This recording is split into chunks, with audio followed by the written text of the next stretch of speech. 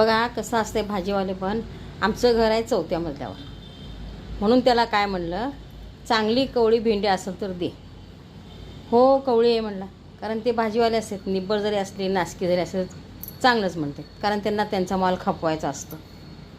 आणि मी घेतली भेंडी 4थ्या मजल्यावरून पिशवी टाकून, आणि भेंडी चिरायला बसले, सगळी भेंडी खराब.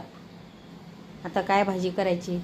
5 माणसाला भाजी पाहिजे. आता आम्ही दोघं, सून, 2 नातवंड, काय भाजी करायची सांगा. आता लई बदमाश असतात भाजीवाले, त्यांचं माल त्यांना खपवायचं असतंय ना.